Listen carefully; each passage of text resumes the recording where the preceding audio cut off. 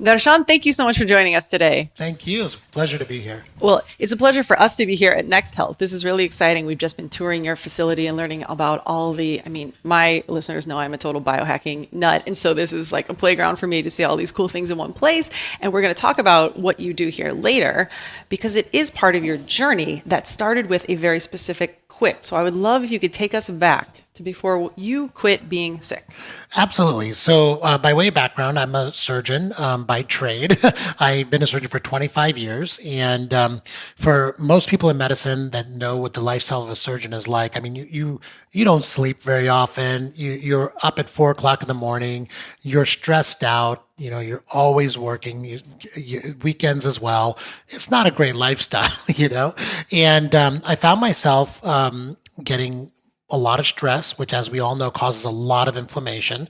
Inflammation leads to all sorts of problems like weight gain, dementia, which I didn't have dementia, but brain fog, definitely, hypertension, pre-diabetes. I was on like 3 different medications. I couldn't get my high blood pressure under control. I weighed 30 pounds more than I do now.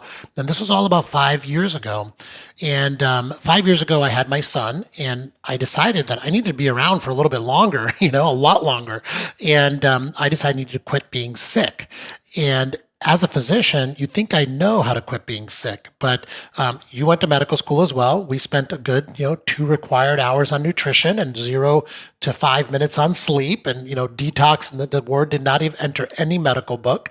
And I had no idea how to quit being sick. I knew how to treat a disease symptom, right? I knew how to prescribe a pill for a symptom, but I didn't know how to get rid of the symptoms in the first place. So when I made the decision to quit being sick, I also made the conscious decision to dive into the science of sickness and why are we sick in the first place. And that led down the whole path that eventually culminated into a complete lifestyle change and a complete business change and going into the business of health optimization and longevity, which is why Next Health came about. And how did you start making that transition? Because you're working as a full-time surgeon, correct? And you start realizing, okay, there are some other modalities out there that can help people with their health. Right. Did you have this moment where you thought, I may have to leave clinical medicine to make this kind of transition? No, because, I was paying my bills being a surgeon, and I basically wanted to get myself healthy first. And I was feeling more and more tired, more and more stressed, more, taking medications twice a day, getting frustrated with that and not being able to get my blood pressure under control. And I just said I needed to figure out a time that I could dedicate to myself. So what I did was I started waking up 30 minutes earlier every morning before the kids were up, and I could spend some time on myself and start building a morning routine, which I think is one of the best and most powerful things anyone can do. If you're not a morning person, an evening routine, but a routine. And I started reading, and I would read 30 minutes a day on how to optimize my diet. That was the first thing I did. And that led to me living a keto lifestyle for about a year and getting 30, 40 pounds off like instantaneously within a few months. And that was very powerful for me. And I found that how disappointed I was in my medical education that I didn't even know the keto diet existed before I read about it and I watched YouTube videos and podcasts, and I said, I'm just going to give it a try and see what happens. And being a doctor, I was measuring my biomarkers the whole time, making sure, some of the reported side effects of keto, like high cholesterol, didn't happen. And it didn't. My cholesterol went down, What a powerful tool that doctors don't have in their tool belt. And it just gets back to the origins of why we're sick in the first place. You get that back to the origin of why we're sick, and then all the sicknesses you realize are all related, and they all start going away. So that was the first. That was the first step, was creating a morning routine and learning. And being a physician, you think that I had a leg up in the learning. I actually didn't, because I had all that negative information in my mind that don't trust, diet and sleep, all that stuff is woo-woo. Like, you need to go straight into the biochemistry of why we're sick. There has to be a pill for that, So I was actually fighting an uphill battle in my own mind and fighting an uphill battle against the education that I had received in medical school. But thankfully, it opened my eyes to a whole new world of information out there that I could use. I love that. That mindset shift is huge because you're Right. absolutely right. Like so many walls go up when people mention toxins or nutrition or any diet that is as high in fat as the keto diet. Right. You know, we are taught, like you said, I don't even know if we got 2 hours of nutrition. Like Right. it was such a small amount of our education and there was so little spent on anything else preventative that it's a whole mindset shift. And you have to look into these things that we were taught were a little woo woo and realize, oh no, there's a lot of science actually behind this. Whether or not there's science, it's working for people. Right. Everywhere. And so there's Exactly. at least anecdotal evidence, a plethora thereof. And so you have to pay attention to that. You know what? I'm so disappointed about in medical school and just medicine in general is when you see the word anecdotal evidence, it's a bad word, right? But we have this thing N of one. I'm an experiment on myself, right? And for me, you can count my journey and story as anecdotal evidence, but it 100% worked for me. And I could tell you thousands of patients later that we've recommended some of these same things to, it's worked for them. So eventually, even though there's not a double-blind, randomized, placebo-controlled study about the keto diet that will satisfy every physician on the planet, you have to start looking at the real-world evidence, right? Yeah, absolutely. I love that. That's a huge point to bring up. So there you are. You've done the keto diet. You've seen the effects on your own health. What led to that next transition? So you're still working as a surgeon at this point, Right, correct? right. Where'd you go from there? So at this point, I kind of transitioned from doing a lot of reconstructive and trauma and ER work and doing cosmetic plastic surgery, just so I could, try to schedule my life a little bit better. And I, at that point, decided to give my cosmetic plastic surgery patients the same advice that I had been following. And they would come to me for liposuction, for example. And I would say, you know what? You don't need lipo right now. What you need is to get on a diet, whether it's keto or Mediterranean or something else, to take 30 pounds off first and then come back and see me. And you know what? I probably lost 9 out of 10 patients that way, but I didn't care. I said, you know what? I'm getting people healthy and they feel incredible, And I wrote a book called Making the Cut, 10 Reasons You Should Not Have Plastic Surgery. It's like one of the best-selling plastic surgery books on Amazon. I love that. Yeah, my colleagues don't love that, but I bet not. but you know what? It was, I felt it was a responsibility I had to make sure people who considered plastic surgery were doing it safely and had made themselves healthy first, because there's no use fixing the outside if the inside is broken, right? Yeah. And so after I wrote that book, during that entire time, I kept educating myself. I got addicted to the knowledge that I did not have. And I learned all about optimizing brain health, cardiovascular health, hormone health, detoxifying my life, my immune system, everything. And I kind of created this system, which I call the wellness wheel, which has 12 different points of wellness. And I started talking to people and taking them down a journey of these 12 points and helping them get better, basically. And I saw many clients, many patients, many friends, family members, loved ones, not just lose weight, because not just losing weight is not the end all, right? You can have someone who's totally skinny and looks like they're healthy, but their inflammatory markers are out of control. It's really about addressing all of these issues and concerns. So I have thousands of people that I was helping with this new kind of paradigm. And I said to myself, there's a business here and I want to change what I'm doing in my business life. So let's open Next Health. I love it. So what did it look like in that transition? Did you kind of taper out your clinical practice as Next Health ramped up? Yes, that's exactly what happened. I tapered that out. I still operate. I still do surgery once a month just to keep my skills up to date and, help friends and family and patients I've done. They sometimes come back and they refer their family members. So I'll do those kind of things, but really, really cut back.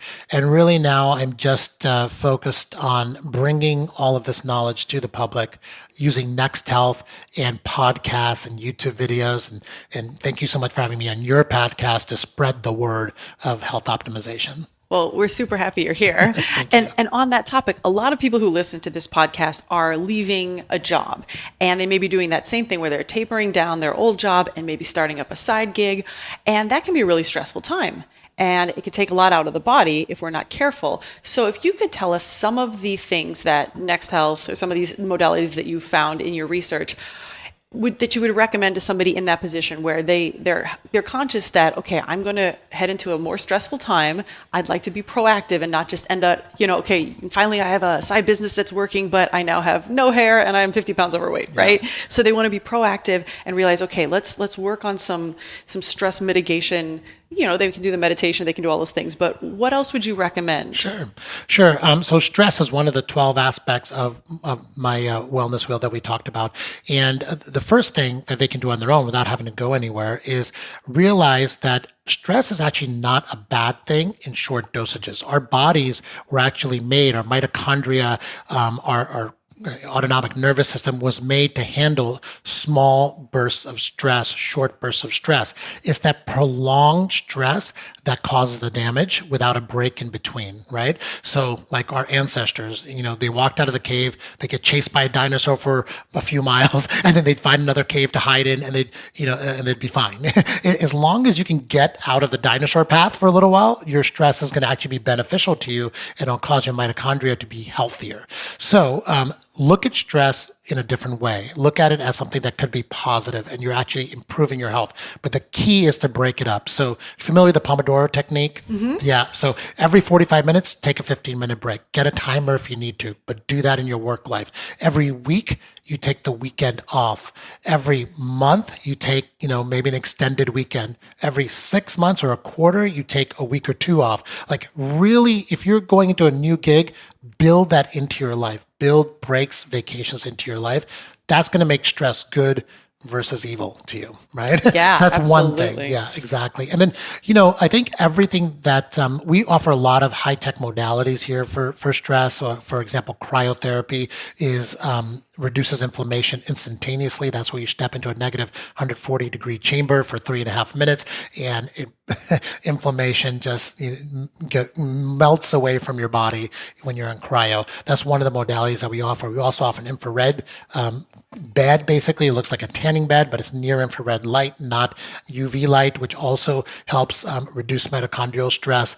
Lots of great technology is out there, but first and foremost, that's all icing on the cake. You got to build the cake first with learning to manage your own stress. Yeah. Mm-hmm. And then let's talk a little bit about focus, because you were talking about brain fog mm-hmm. when you were in that period before you had gotten your health a little more in order. And I think that's an issue when people are burning the candle at both ends. Sometimes there's just not necessarily enough mental brain or bandwidth to get it all done.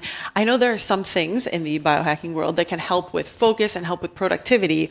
Which of those did you find helpful, either in your own or that you recommend to others to use? Great question. Okay, so once again, the modalities that we offer here are the icing on the cake. You got to get down to the cake. And building the cake, for me, involved reading one book that I just absolutely love. I read it like 5 times. Dale Bredesen's book, The End of Alzheimer's. So this book applies to everyone who wants to improve their mental function and reduce brain fog and just have better cognitive abilities. Because what he talks about, Dr. Bredesen talks about, is I think there's 30 different ways that we're constantly injuring our brain. Each one of those 30 ways, we need to figure out how to eliminate that from our life. So one of them, for example, is having low vitamin D. Another one is having a lot of inflammation in your body. Another one is alcohol. I mean, there's a lot of different things that we're harming our brain with, and that's what's causing the brain fog that then turns into dementia, which then turns into Alzheimer's disease. It all starts 30 years before, right? So if you're feeling brain fog, you're hurting your brain. You got to get all those 30 factors mitigated. So read that book. After you're done reading that book and you've fixed all that, then you can come to us and use technology such as NAD therapy. We do IV NAD, and we also sell oral NAD, which has been great for me as far as mental clarity goes. Again, cryotherapy, hyperbaric oxygen, infrared therapy, all of these modalities that decrease inflammation help with clarity and with and brain fog. That's great. And you also brought up something, and I see this in my own friends and colleagues that are just a little overstretched in the hustle. Their immune system goes. And so I love how you're doing this icing on the cake versus the cake. So how do we build the cake as far as our immune system? That's a great question. Okay. A lot of people are damaging their immune systems by overworking their body. Okay. And there's two ways we overwork our body. We overwork ourselves in the gym with athletic performance, especially as you get older, like in the 30s and 40s, or late 30s, early 40s. And then the other way is overly mentally taxing ourselves and not getting enough sleep. Okay. So, if you want to supercharge your immune system, the two things that you can do is actually decrease the amount you're working out, especially if you're over like 39 or 38, and focus mainly on strength building exercises. And you definitely want to do cardio, but your heart only needs 30 to 45 minutes of cardio a day to stay super healthy. You don't need to spend 3 hours on a treadmill every single day. That's what's breaking down your immune system, actually. And secondly is get enough sleep. And when I say get enough sleep, it's not just a number of hours you're getting sleep, but the amount of time you're spending in deep sleep. So you want to try to optimize your sleep. And when I talk about sleep, sleep and immunity are two other aspects that we talk about all the time on that wellness wheel philosophy. But with sleep, I get everyone to buy a sleep tracker. I think that's extremely important. So you get quantification of your sleep because, you're asleep. You don't know if you're in deep sleep or not in deep sleep. You need something to tell you that, right? So get a sleep tracker and then learn all the different ways to optimize your sleep environment and your sleep routine. And there's about 20 different ways to optimize each one of those two things. If you do that, your immune system is going to be unbreakable. The third thing you need to do, and this is the icing on the cake stuff, is get in a good supplement program that's based on actual micronutrient levels and consider doing IV therapy every once in a while, especially before and after traveling. Oh, I like that. The thing you brought up at the beginning is huge. I think so many people get in this more is more mindset as far as exercise. And you're right. At some point, that chronic cardio leads to inflammation, just breaks down your immune system. It could even break down your muscle. Like there needs to be this overall education that everything has to be strategic, including your workouts, not just more. But just like with sleep, it's not the quantity, it's the quality. Exactly. Oh, too much sleep is bad too. Yeah. Too much sleep can cause inflammation. So you really need to hit that sweet spot. Yeah. I'd say when I got this Aura and I started tracking my sleep, that was one of like the main changes I'd say in my overall health, because finally I had something I could track. With diet, I wasn't at the point where I knew how to track biomarkers yet, but this was so easy to be like, did I get enough deep sleep? And what did I do before bed that led to that? Okay, let's try that again. Right. I couldn't improve on something I wasn't measuring. Yep. And I also had no idea, like, okay, I try to go to bed at 10, but did you fall asleep at 10 or did you fall asleep at 11? Like without the ring, you just have no idea. You're just guessing, right? Exactly. Yeah. And it's such an easy thing. I mean, we all have to sleep. It has to happen. Right. So, and let's make the most of that. Yeah. You really got to consider sleep the third essential leg of the stool of wellness. Is diet, movement and exercise, and sleep. You got to get those three right first. If you don't get those three right first, you're basically setting yourself up for a lot of inflammation, which will lead to all the other problems. Yeah. I love your wellness wheel because when the first time I came to Next Health was to see Ben Greenfield talk, I think about a month or so ago. And he gave this talk where I think you had asked him like, okay, touch a little bit on everything in the wellness wheel. And I was like, whoa, I'm not even sure how this is going to happen. Like there's so many things in the wellness wheel and Ben is such like a font of information. I'm going to be here till 3 a.m. Yeah. That's what I thought. And somehow it was the most useful talk I'd ever seen of his because that wellness wheel is so comprehensive. Right. And I think I'm going to try to remind myself to throw this in the show notes because there are so many things in there that, like you said, okay, there's 3 pillars here. It's your sleep, your movement, your diet, right? But like community is on there. I believe, if I'm not, and your mental wellness. Right. And these are all important for being a whole functioning human being. Right. And you know what happens now? Everyone is on 3 different news apps and they're subscribed to 14 different blogs and they're listening to 7 different podcasts. And you're just getting this deluge of uncurated, non-categorized information. And everything somehow relates to everything else. And it's just like, you don't even know it's real anymore. And, some of the stuff you read is written by, people who aren't necessarily subject experts, and then they're giving you the wrong information or right information based on the wrong facts. Anyway, it's a mess of information right now. It's information overload. And what my whole purpose in creating the wheel, which is basically a structure or an outline, is to help people categorize what they're doing into different learning activities, because you don't want to get overwhelmed, right? And you want to focus on one thing at a time and get that part right. And the wellness wheel basically categorizes all the different aspects of health into 12 different aspects. So you can go from the main core ones, the three we talked about, sleep, nutrition, and exercise. And then you move on to what's important next, which is brain health, cardiovascular health, and hormone health. And then when you get those three right, then we work on the next three, which is inflammation, stress, and detoxification. So then we just keep going on and on and on. And then, you have to give yourself time, like give yourself a year to get healthy. But every month, focus on one aspect and then habit stack. Build a bunch of habits around nutrition, then build a bunch of habits around sleep and exercise, and keep doing that. And once you get through the year, you're going to feel incredible. I love that. This has been such valuable information. I hope every entrepreneur out there feels now empowered, like, okay, I'm going to start. Whatever little, like you said, stack those habits. Whatever little habit is number one, go for it, guys. Like right. this is, and like Dr. Shah was saying, these aren't all things that cost a lot of money. The Pomodoro technique is free. Yep. You work for 45 minutes and then you go like free your brain for a second. Exactly. This is very cool. Thank you so much for joining us. Where can people find you and Next Health? Sure. I have an Instagram. It's at HealthHackerMD. We also have an Instagram for Next Health. It's at Next Health. And you can just go to next-health.com if you're ever in the Los Angeles area. Want to visit us, we'd love to see you. Los Angeles currently, but soon all over the world. Hopefully. Yeah. Yes. I'm putting it out there. Thank you so much for joining us today. You're so welcome. Thank you. All right. Everybody else out there, until next time, happy quitting.